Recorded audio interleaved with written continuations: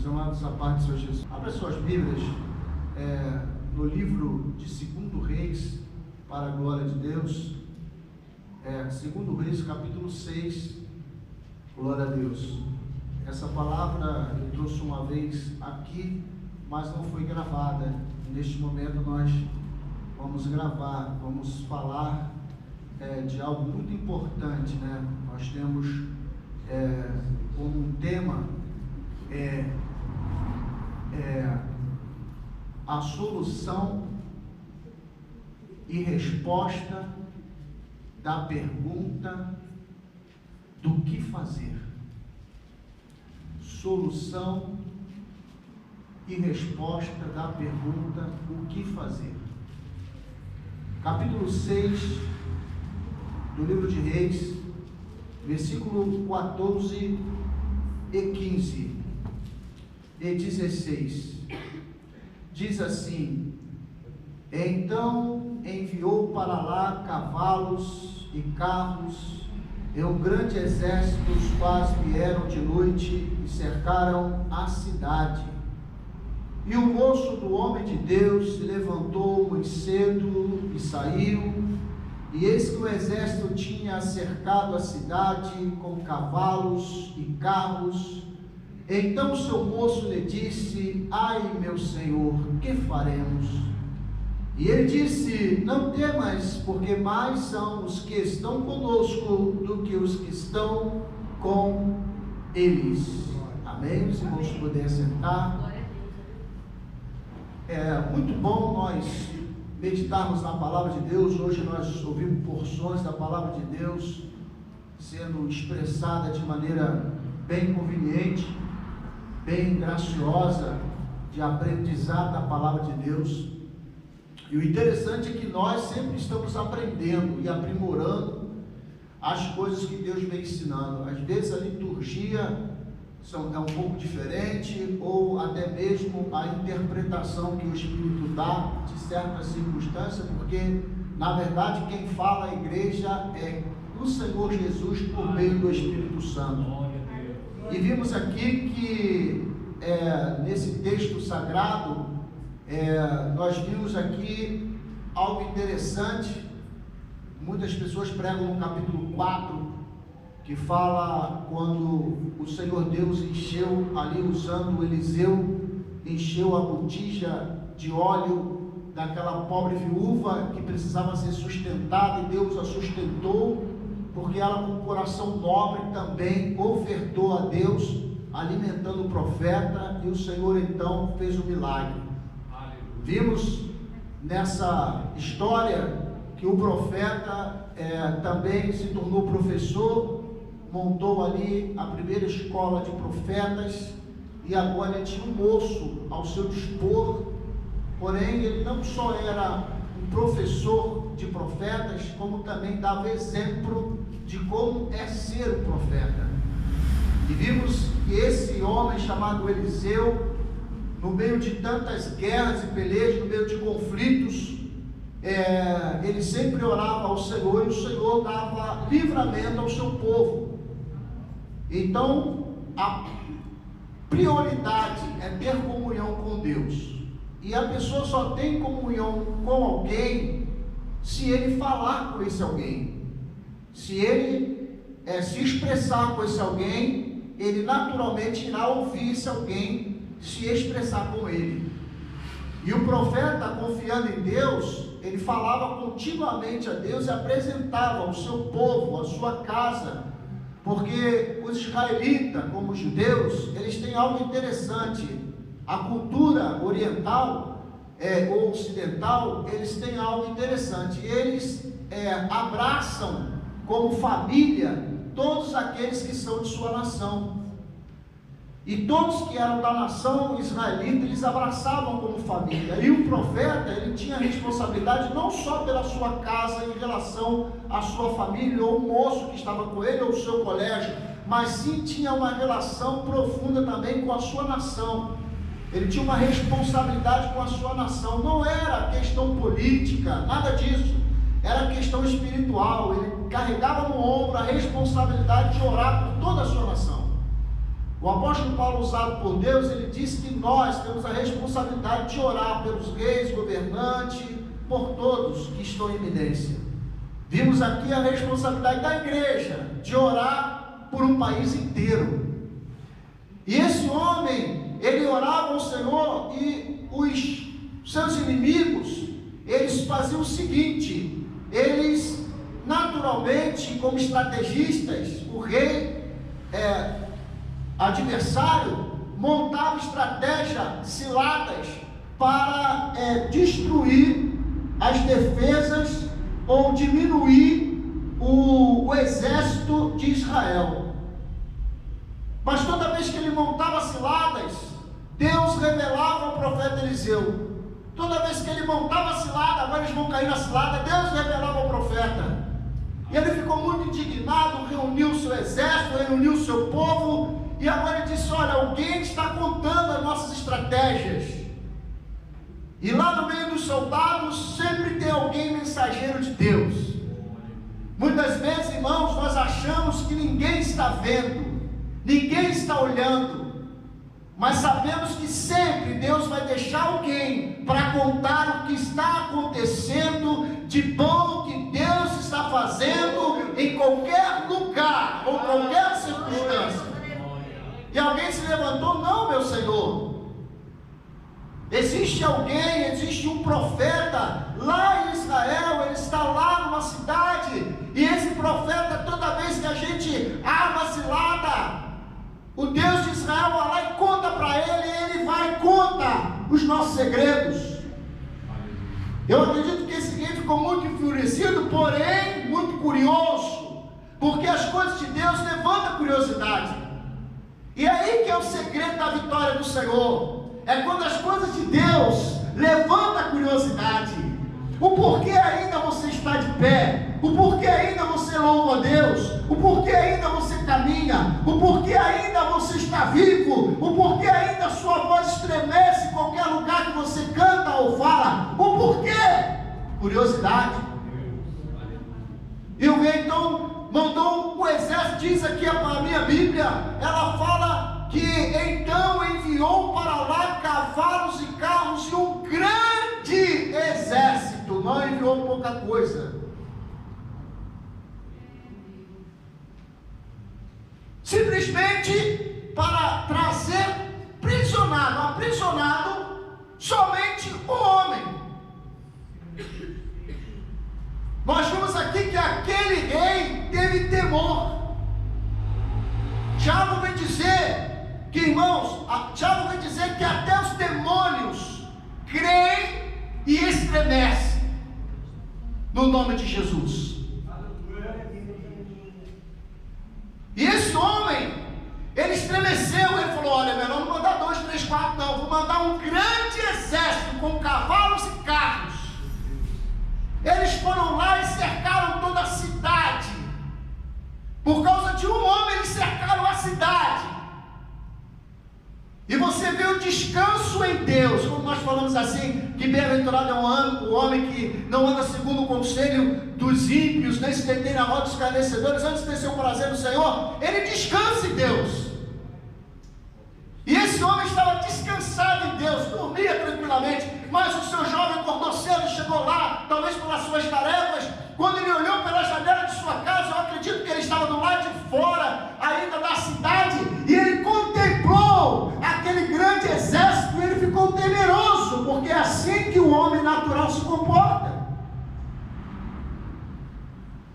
Quando às vezes você vê dificuldade no grupo, dificuldade aqui, dificuldade ali, e o nosso natural nos leva a ver dificuldade de caminhar, dificuldade disso, dificuldade daquilo. É o nosso natural que nos leva a ver isso, não o sobrenatural. O sobrenatural não leva a ver isso, o sobrenatural nos leva a ver além disso, nos leva a ver a solução, nos leva a ver o milagre. É o nosso sobrenatural, é o sobrenatural da fé. E aquele jovem então sacudiu o seu senhor e disse: ai, meu senhor, o que faremos? Ele já tinha perdido a esperança. Quando nós andamos no nosso natural, a nossa esperança, irmãos, esvanece, as nossas forças esvanecem. A Bíblia diz que aquele que olha para o tempo não planta e nem colhe. Tudo para ele é difícil, tudo para ele tem dificuldade, porque ele só olha o natural. E a pergunta é essa: o que faremos? Porque grande é a dificuldade, grandes são os inimigos, grande é o exército do inimigo e nós somos poucos. Louvado seja Deus. Oh, meu Deus. Mas o homem de Deus levantou com aquela visão de Deus. Glória, você e eu somos homens de Deus, né? As irmãs são mulheres de Deus. Levanta a cabeça, olha e olha pelo sobrenatural. E ele vê sobrenatural. Não, sabe o que eu vou fazer? Eu vou falar com aquele que resolve. Eu vou falar com aquele que faz tudo. Eu vou falar com aquele que dá sabedoria e não pede nada de volta. Eu vou falar com aquele que fez tudo, faz tudo e continua fazendo tudo. Eu vou falar com ele, porque ele tem a solução. Mas o homem de Deus não fez isso, porque ele já falava com Deus. Naturalmente ele podia até saber que aquilo ia acontecer. E ele chegou para o jovem e falou assim: calma, rapaz, fica quieto. Maior é o que está conosco do que o que está com eles. Essa frase foi repetida lá no livro na epístola de João, 1 João, se não me engano, 4:4. João repetiu de novo: maior é o que está conosco do que o que está no mundo.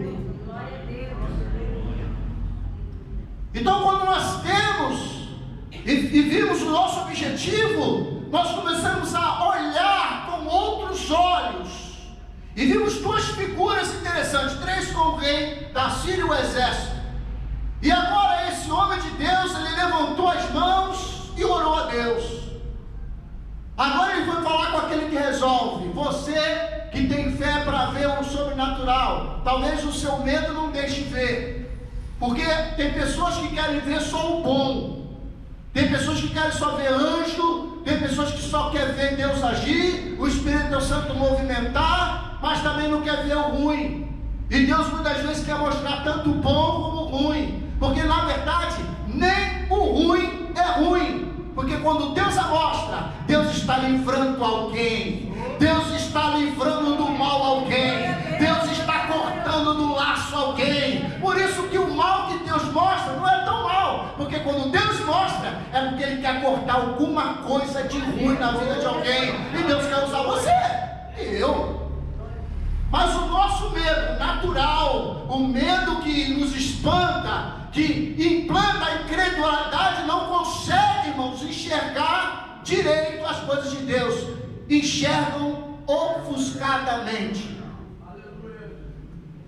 Um exemplo: se você ouve que se você vir na oração na sua igreja, você vai receber uma vitória.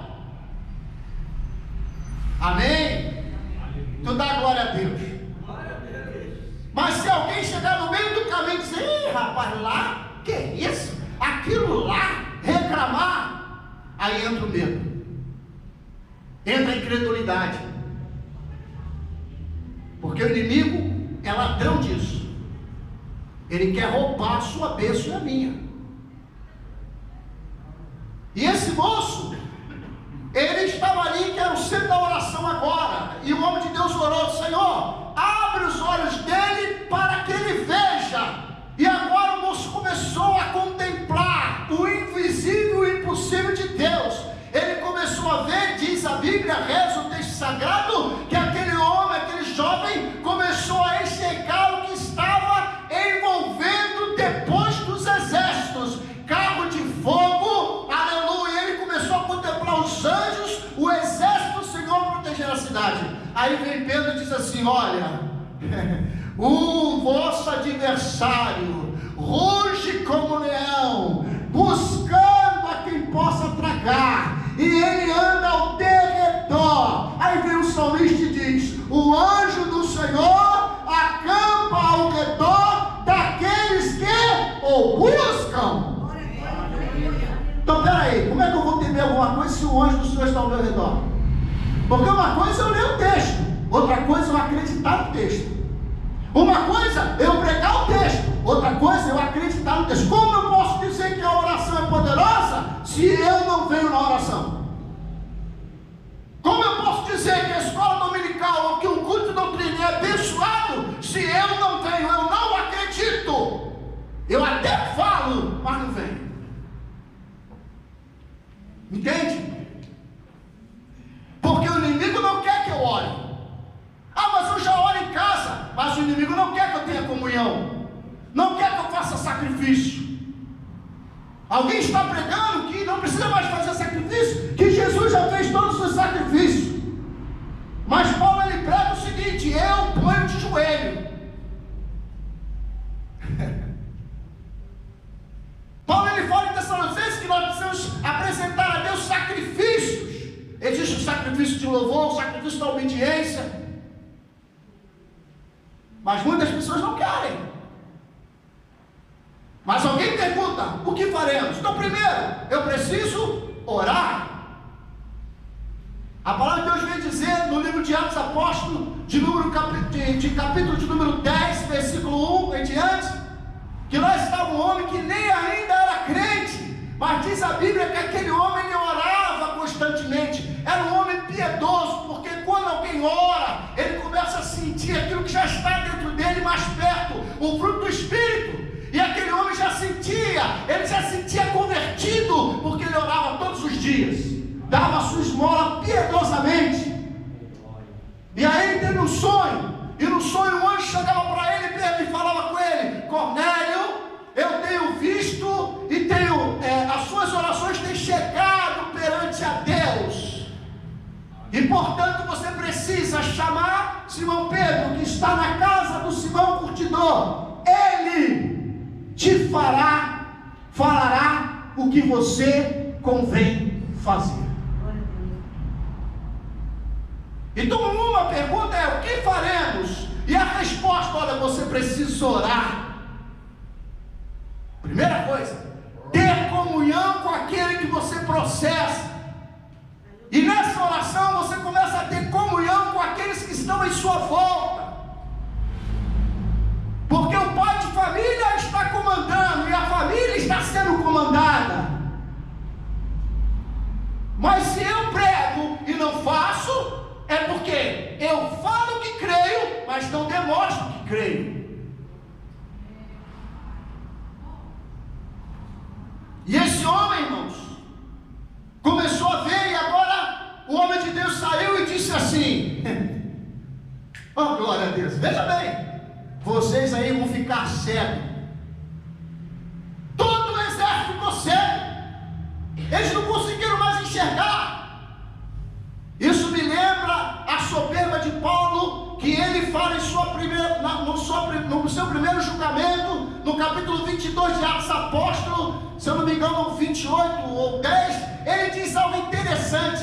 Ele disse assim: eu, quando perseguia o povo de Deus, fui ao caminho de Damasco para buscar alguns para a prisão, e lá eu contemplei uma luz, e todos que estavam comigo, aleluia, ouviram a voz, mas não viram a luz. Eu caí do cavalo, eu me aborrachei no chão, vou dizer assim, e agora eu ouvi uma voz e disse: Senhor, quem és? E ele disse: eu sou Jesus, a quem tu persegue. E eu disse: Senhor, o que farei?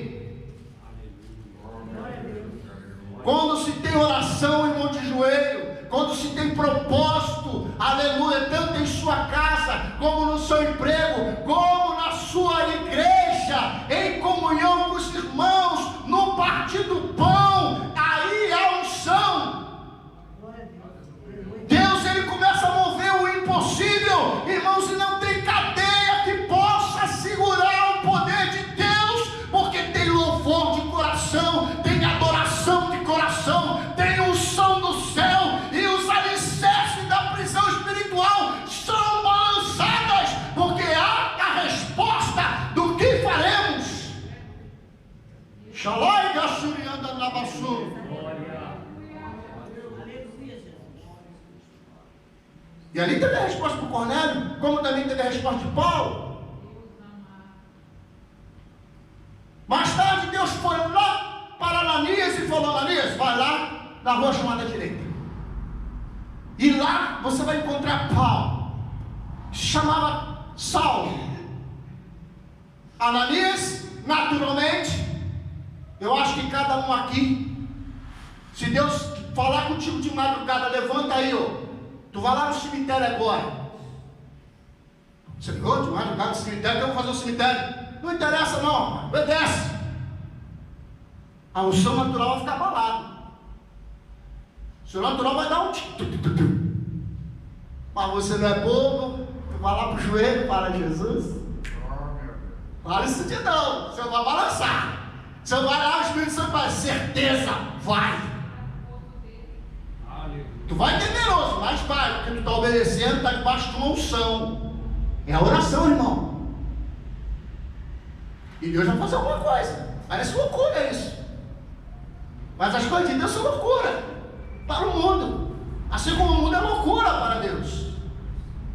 E debaixo da obediência, porque tem oração, e quando tem oração, tem Espírito Santo agindo, e quando tem Espírito Santo agindo, o Senhor está falando no coração daqueles que o temem.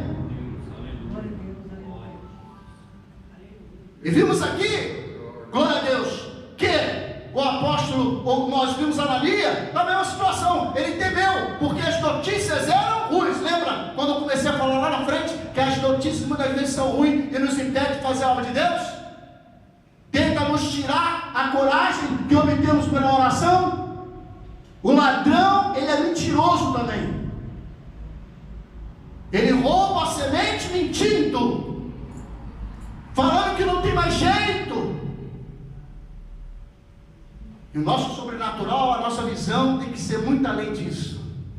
Ela tem que estar em exercício, irmão, porque se não tiver exercício fica atrofiada, e coisa atrofiada é difícil, tem que fazer terapia para a coisa ficar, voltar ao normal, e muitas vezes não volta tão normal assim. E vimos aqui que Ananias, Senhor, eu tenho ouvido falar dele, e Deus falou: não, Ananias, vai, porque esse, eu vou mostrar a ele, porque esse é um vaso escolhido, e eu vou mostrar a ele o quanto ele há de padecer, aleluia, para pregar o meu nome, para levar o meu nome. Quer dizer, Deus falou: este é um vaso escolhido.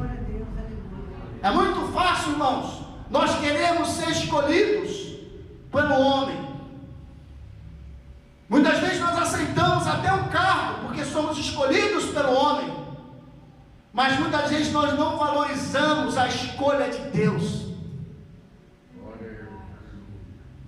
Deus te chamou para uma obra específica, eu não sei qual, mas Deus sabe, você também sabe. Deus te chamou para essa obra específica, então valorize a obra que Deus te chamou. E Ananias foi chamado como profeta, aleluia. Aí lá, e quando ele chegou lá, tudo deu certo, porque Deus falou: esse está orando, ele já está orando. Quando ele chegou na casa, estava Paulo de joelho orando, aleluia. Porém Paulo estava cego, e ali ele falou bem claro: irmão Paulo, o Senhor Jesus que te apareceu me enviou aqui. Oh, aleluia. E a Bíblia diz que ele orou e a cegueira caiu dos seus olhos como escama de peixe. Quantas das vezes a cegueira da incredulidade, da raiva, do ódio, da soberba, da presunção, nos impede de enxergar o sobrenatural de Deus. Nós temos mania de comandar tudo. Não, você tem que ser assim porque tem que ser. Você tem que ser assado porque tem que ser. Não, você tem que fazer isso porque tem que fazer. Não é nem o que está escrito, é o que Ele quer que faça. Mas quando nós oramos, quando é de Deus, tudo vai harmonicamente sendo feito, debaixo da orientação de Deus.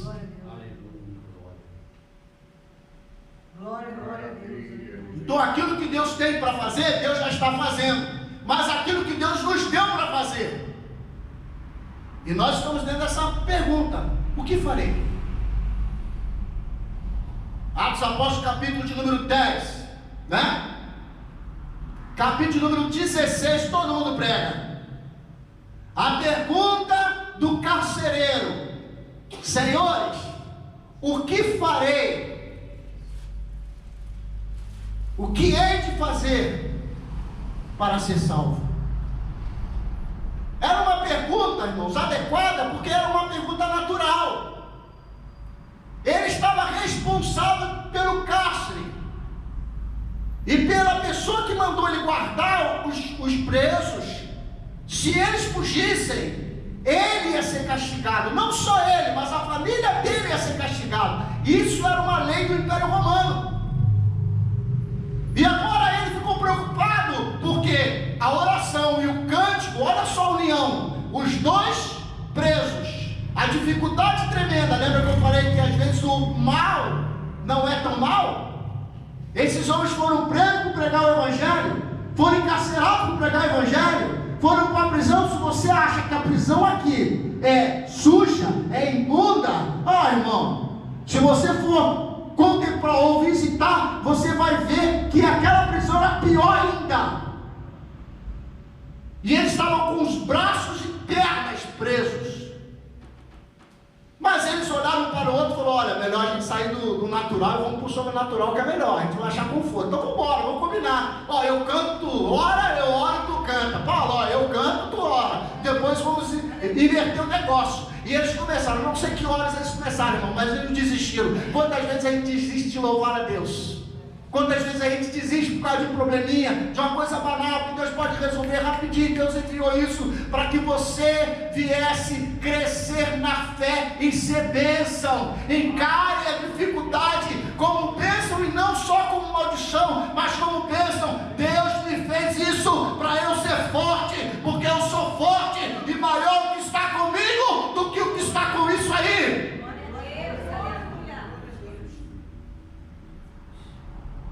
E eles começaram.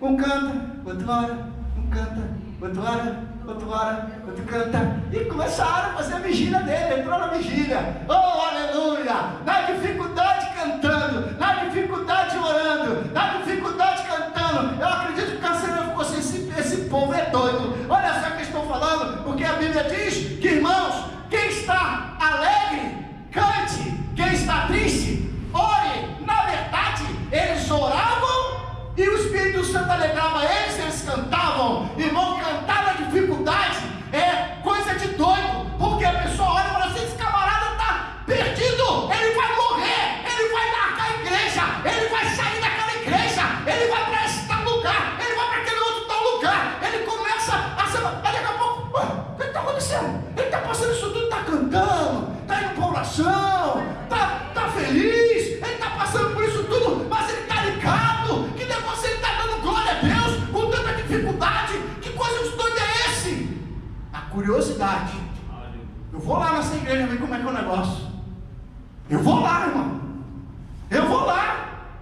Então Deus às vezes permite algumas coisas que nós não entendemos, mas permite, irmão, são coisas que são permitidas a Deus. Muitas vezes nós procuramos dificuldade, é diferente, mas eu estou falando de coisas permissíveis. E meia-noite, todos sabem da história, começou um negócio esquisito. A terra começou a sacudir. Glória a Jesus. Os cárceres começaram a abrir. Eita! Os ferrolhos caíram no chão. Aleluia! Olha o poder da oração, da comunhão. Oração, comunhão e cântico. Oração, comunhão e cântico. Cântico, comunhão e oração. Aleluia! Comunhão, oração e cântico. Olha aí o poder de Deus aí. Olha o poder de Deus aí. Oh, aleluia! A coisa funcionou. Não só eles foram soltos, como todos que estavam ali foram soltos. Mas o interessante é que aqueles presos, nenhum deles fugiu. Eu acredito que a coisa estava tão boa e os presos que estavam ali falaram: não, vou ficar aqui, o negócio aqui está bom, não vou sair correndo, não, que a coisa aqui está boa. aqui está podre, está cheirando mal, eu não estou nem mais sentindo cheiro de coisa ruim, eu estou até sentindo um cheiro de perfume, de flor, de rosa. Irmão, Jesus é a rosa de Sarão, ele exala cheiro bom no meio da oração. Pode estar difícil, mas lá está a rosa de Sarão, Jesus. Aleluia. No meio de uma dificuldade, quando a coisa está boa, ninguém sai, ninguém fala, ninguém se mexe, porque está boa, né, nossa? Então a oração e comunhão, aleluia, e louvor é muito importante, mas tem que ser com fé, com quem tem visão. Eu posso ter uma voz linda, como não tenho, mas eu vejo pessoas que têm uma voz linda, glória a Deus, mas se essa voz não for baseada em oração e comunhão, em adoração a Deus, os alicerces não são abalados. Mas quando tem oração, comunhão, direção, postura, posicionamento, a coisa funciona. E agora o carcereiro ficou, opa, pera aí, aconteceu alguma coisa estranha, eu vou morrer, vão passar o cerol em mim agora, porque todo mundo fugiu, a luz não era elétrica, mesmo se fosse elétrica no meio de um terremoto, isso tudo aqui ia apagar tudo, né? E ali a luz voltou, acabou o negócio, que era lamparina, apagou tudo.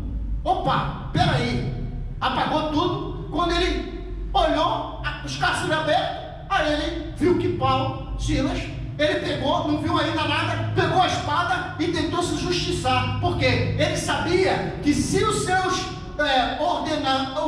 ordenantes, ou seja, aqueles que ordenaram ele a guardar a prisão, pegasse ele, seria bem pior, porque iam castigá-lo primeiro, para matá-lo depois.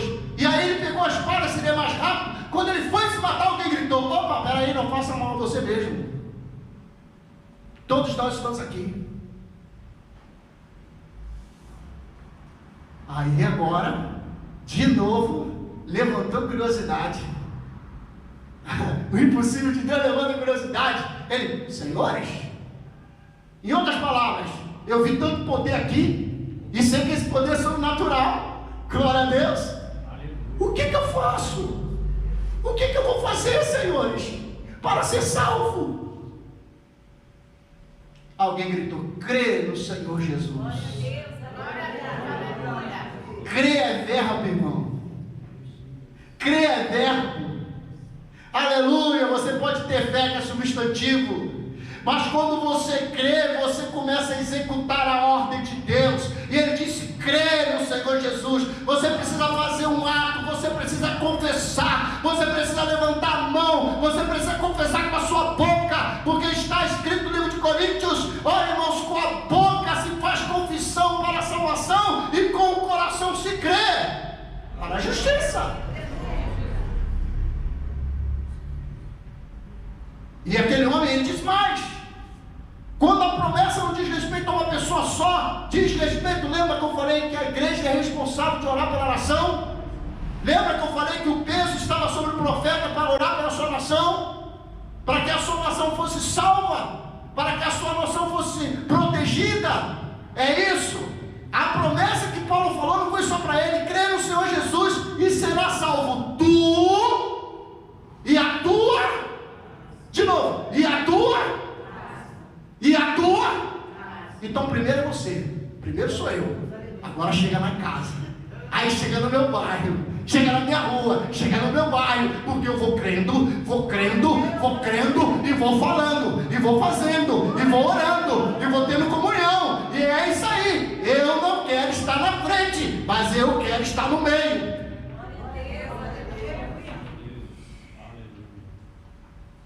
E esse jovem aqui, de Reis, do segundo Reis, ele começou a ficar perplexo. Por quê? Porque ele viu a situação. Se fosse outra pessoa, outras pessoas, já estou terminando, eu ia falar mais algumas coisas, mas até aí o Senhor me conduziu. Se fosse outras pessoas, teriam pegado aquele exército, que o propósito deles era arrastar Eliseu até a presença do rei deles. Se fosse outros, tinham matado todo mundo, passado cerol em todo mundo. Mas Eliseu foi lá, e agora fez com eles igual criança. Bota aí, pega a mão do outro aí, vai pegando a mão do outro aí. Imagine, a ordem foi passando, um foi pegando a mão do outro, não estava enxergando nada, a situação ficou difícil. Aí pegaram a mão do outro, aquele grande exército, ele entrou dentro da cidade, ciranda a cirandinha, entraram todo mundo dentro da cidade. Oh, aleluia! Entrou aquele exército todo, que aí o exército de Deus da cidade falou, vamos matar. Não, senhor. Agora Eliseu levantou a mão e falou, olha a autoridade dele por oração. Irmão, a oração te dá autoridade. Quando você faz as coisas de Deus, você pode levantar a mão na ordenança de Deus e falar, não é por aí não, a coisa não é por aí, e a pessoa vai ficar quieta, porque sabe que Deus está no negócio. O grupo está crescendo, porque Deus está no negócio. Aleluia, o cântico está sendo bênção, porque Deus está no negócio. Você está na porta e nada entra, nada passa, porque Deus está no negócio. Você faz a faxina da igreja alegre, feliz, fazendo tudo direitinho, porque Deus está no negócio. E na oração, irmão, você tem autoridade. Está tudo perfeito, porque tu está orando e tendo comunhão com Deus, e está louvando a Deus. E eles dizem, não senhor, vocês podem matar outros, esse aqui não, esse aí o Senhor nos deu, esse aqui não. Vamos fazer o contrário. É guerra, mas a guerra aqui agora é espiritual. Eu acredito que aquele moço entendeu que quando Eliseu falou, o maior que está conosco, ele estava falando de algo espiritual, não material. Eu acredito que ele creu, ele olhou e falou, é verdade, agora é um negócio espiritual, porque Deus entrou no negócio. E ele disse assim, vocês podem pegar outro, esse aqui não, esse aqui é do Senhor. Vamos fazer o contrário, põe uma mesa, aleluia. Glória a Deus. Coloca aí alimento, coloca aí pão, coloca aí água, fizeram a festa. As pessoas chegam, se sentem bem, aleluia, sentem até vontade de orar junto, não sabe nem orar, mas eu vou lá orar, vou participar dessa oração aí, eu vou lá, oh aleluia, por quê? É oração, comunhão, aleluia, partir do pão. Eu acredito que aqueles exércitos ficou tudo assim, pasmado, com a boca aberta, porque aí agora eles orou ao contrário, Senhor, abre a vista deles. Imagine, abriu a vista, cercado, poxa, a gente é grande demais, um exército enorme, estamos desarmados, esse povo vai poder devorar a gente vivo, mas agora estão tratando a gente diferente. Não é mal por mal, a Bíblia diz que nós não lutamos contra a carne e contra o sangue, mas sim contra potestades, irmãos. Nós lutamos contra o inimigo, e esse inimigo é espiritual. Tem pessoas fazendo mal por não conhecer Deus, e eles só vão conhecer Deus por meio de você, e o inimigo sabe disso. Eles só vão conhecer o Senhor por meio nosso.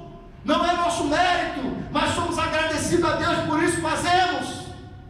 Aleluia, louva a Deus pela vida de vocês, louva a Deus pela vida da igreja, louva a Deus pela vida dos jovens, por estar aqui no culto, exaltando o nome do Senhor. Louva a Deus que na oração vocês estão presentes, louva a Deus que no escola dominical vocês estão dentro, vocês estão aprendendo para poder ensinar. Aleluia, louva a Deus pelos participantes que estão sempre palestrando conosco aqui, aleluia, fazendo o que, irmãos? Colocando aqui, somando e não dificultando. Porque nós perguntamos ao Senhor, o que faremos? E a resposta do Senhor é orar, é ter comunhão, né? Vigilância, obediência, é a resposta do Senhor. Que Deus venha nos abençoar nessa noite. Eu gostaria de fazer uma oração em nome de Jesus para terminar essa parte. Amém? Eterno e soberano Deus, eu quero entregar em tuas mãos, meu Senhor, esta noite, meu Senhor, e a vida dos teus servos que ouviram esta palavra. Muito obrigado, Deus, pela inspiração divina, meu Senhor, porque nós não somos merecedores de tanta glória, meu Senhor, mas pelo amor do Senhor, pela sua misericórdia, somos participantes do sangue do Senhor Jesus, somos participantes do seu corpo, e essa comunhão que nos comprou, que nos lava, meu Senhor, aleluia, somos gratos por essa bênção. Agora, Deus, trabalha em cada coração na noite deste dia, os ouvintes da sua palavra que estão em sua casa, meu Senhor, o Senhor venha também entrar com providência em seu lar, tirando toda a dificuldade, dificuldade, que possam enxergar, Senhor, aleluia, que o Senhor venha mostrar a eles, aleluia, ungindo os seus olhos, a sua percepção, para que veja a sua glória e o que o Senhor está fazendo. Assim, Deus, eu oro ao Senhor em nome de Jesus, repreendendo todo o mal, toda a dificuldade, meu Senhor, toda a doença, em nome de Jesus, que saia, seja destruído todas as algemas e cadeias, em nome do Senhor Jesus. Assim eu oro e te agradeço, em nome de Jesus. Agradeço a minha oportunidade.